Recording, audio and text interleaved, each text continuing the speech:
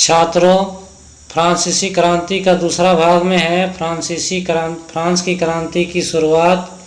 तो आइए जानते हैं कि फ्रांस की क्रांति की शुरुआत किन परिस्थितियों में हुए। तो पिछले भाग में आपने देखा कि किन कारणों से लुई 16वां ने कर बढ़ा दिए थे और क्या आप सोच सकते हैं कि उसने ऐसा कैसे किया होगा।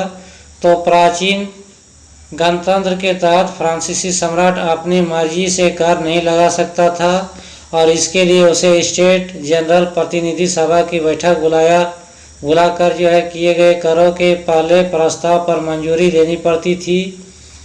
और स्टेट जनरल एक राजनीतिक संस्था थी जिसमें तीनों स्टेट अपने अपने प्रतिनिधि भेजते थे, लेकिन सम्राट ही यह निर्णय तय करता था कि इस संस्था की बैठक कब बुलाई जाए और इसकी अंतिम बैठक सन 1614 ईस्वी में की गई थी।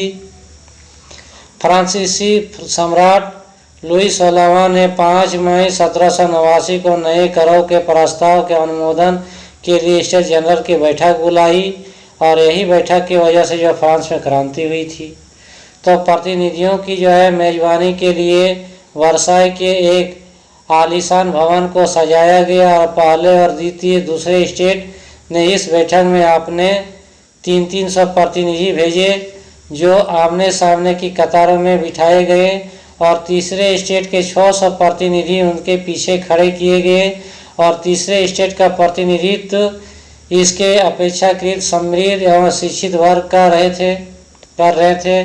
किसानों, औरतें एवं कारीगरों का सभा में प्रवेश करना वर्जित था। इन लोगों को सभा में प्रवेश करने नहीं दिया गया था। फिर भी लगभग 40,000 पत्रों के माध्यम से उसकी शिकायतों को एवं मांगों की सूची बनाई गई थी जिसे प्रतिनिधि अपने साथ लेकर आए थे। तो इस प्रकार स्टेट जनरल के नियमों के अनुसार प्रत्येक वर्ग को एक मत देने का अधिकार था, अर्थात एक वोट देने का अधिकार था। और इस बार भी लुई 16वां इसी प्रथा का पालन करने के लिए दृढ़ प्रतिज्ञ था, परंतु तीसरे वर्ग के प्रतिनिधियों ने मांग रखी कि आपकी बार पूरी सभा द्वारा मतदान कराया जाना चाहिए जिसमें प्रत्येक सदस्य को एक मत देने का अधिकार होगा और यह एक लोकतांत्रिक सिद्धांत था जिसे मिसाल के तौर पर रूसो ने अपनी पुस्तक द सोशल कॉन्ट्रैक्ट में प्रस्तुत किया था।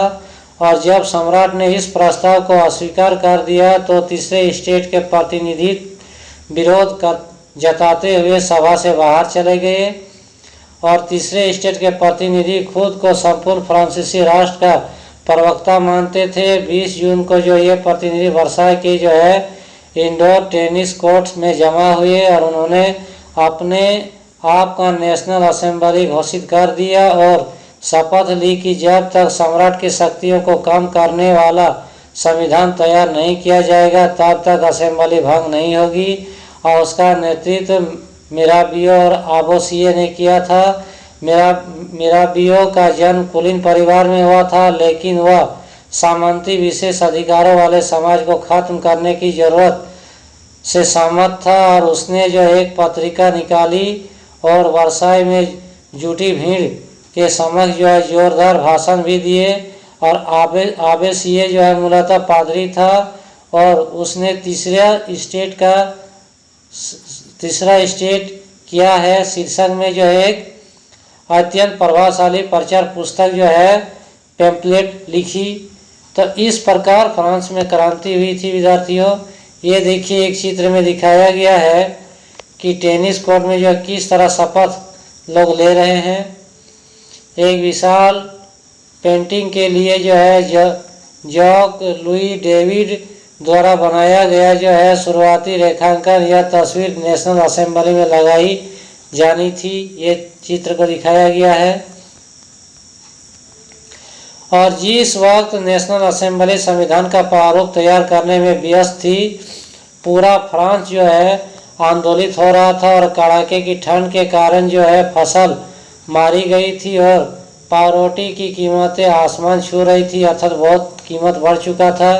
बेकरी मालिक थे, पावरोटी मालिक, स्थिति का फायदा उठाते हुए जमाखोरी में जुटे थे और बेकरी की दुकानों पर घंटों के इंतजार के बाद गुस्साई औरतों की भीड़ ने दुकान पर जो धावा बोल दिया और दूसरी तरफ सम्राट ने सेना को पेरिस में प्रवेश करने का आदेश दे दिया था और गुस्साई भीड़ ने जो है 14 जुलाई को जो है बास्तिल पर धावा बोलकर उसे नेस्ताभूत भी कर दिया, बास्तिल का जेल को ध्वस्त कर दिया। और इस तरह देहाती इलाकों में जो है गांव-गांव यह अफवाह फैल गई कि जागीरों के जो है मालिकों ने भाड़े पर जो है लठेतों लुटेरों के गिरोह बुला लिए हैं जो पकी फसलों को तबाह करने निकल पड़े हैं। और कई जिलों में जो है भय से आक्रांत होकर किसानों ने कुदालों और बेलचों से ग्रामीण किलों पर आक्रमण भी कर दिया और उन्होंने अन्न भंडारों को लूट लिया और लगान संबंधी दस्तावेजों को जलाकर राख भी कर दिया। कोई बड़ी संख्या में जो अपनी जागीरें छोड़कर भाग गए और बहुत कुलीनों ने तो पड़ोसी देशों में जाकर शरण लिया। तो इस प्रकार अपनी विद्रोही प्रजा की शक्ति का अनुमान करके लुई 16वां ने अंततः नेशनल असेंबली को मान्यता दे दी और यह भी मान लिया कि उसकी सत्ता पर जो अब से संविधान का अंकुश होगा। और 4 अगस्त 1789 की रात को असेंबली ने करों, कर्तव्यों और बंधनों वाली सामंती व्यवस्था के उन्मूलन का आदेश पारित कर दिया और पादरी वर्ग के लोगों को भी जो है अपने विशेष अधिकारों को जो है छोड़ देने के लिए जो विवश कर दिया गया और धार्मिक कर समाप्त कर दिया गया और चर्च के स्वामित्व वाली भूमि जब्त कर ली गई, जो चर्चों का जो जमीन जो कब्जे में था। और इस प्रकार जो है कम से कम 20 अरब लीरे की संपत्ति सरकार के हाथ में आ गई और फ्रांस के संवैधानिक राजतंत्र बन गया।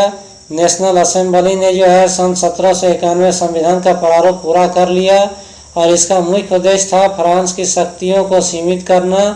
एक व्यक्ति के हाथ में केंद्रीकृत होने के बजाय अब इन शक्तियों को विभिन्न संस्थाओं, विधायिका, कार्यपालिका और न्यायपालिका में विभाजित एवं हस्तांतरित कर दिया गया और इस प्रकार फ्रांस में संवैधानिक राजतंत्र की नींव पड़ी। चित्र 7 में दिखाता है कि नई राजनीतिक व्यवस्था कैसे काम करती थी। ये देखिए, एक तरफ न्यायपालिका है, दूसरी तरफ कार्यपालिका है जो सम्राट होता था। विधायिका जो होता था वो नेशनल असेंबली जिसमें 745 सदस्य होते थे और ये होते थे निर्वाचक जो 50,000 आदमी पुरुष जो वोट देते थे। और यह है सक्रिय नागरिक जो मताधिकार प्राप्त लोग 2.8 करोड़ जनसंख्या में लगभग 40 लाख लोग हैं। तो इस प्रकार जो है ये निष्क्रिय नागरिकों को दिखाया गया जो मताधिकार प्राप्त नहीं थे, इन लोगों को वोट देने का अधिकार नहीं था। इनमें से पुरुष है, महिला है, बच्चे हैं जो 25 वर्षों से कम उम्र के हैं।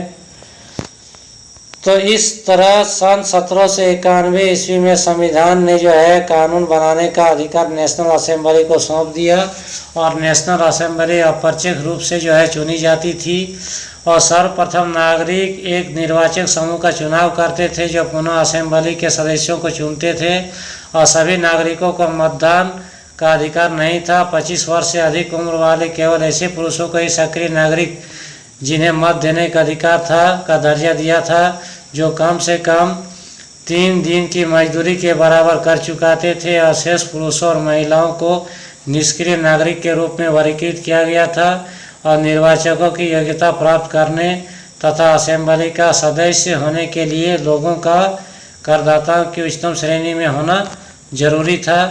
छात्रों ये देखिए फ्रांस का ये है संविधान और संविधान पुरुष एवं नागरिक अधिकार घोषणा पत्र के साथ शुरू हुआ था। जीवन के अधिकार जो है, अभिव्यक्ति की स्वतंत्रता के अधिकार और कानूनी बराबरी के अधिकार को नैसर्गिक एवं आहरणीय अधिकार के रूप में जो स्थापित किया गया था। अर्थात ये अधिकार जो है प्रत्येक व्यक्ति को जन्मना प्राप्त थे और इन अधिकारों को छीना नहीं जा सकता था और राज्य का यह कर्तव्य माना गया कि यह प्रत्येक नागरिक के नैसर्गिक अधिकार की रक्षा करे।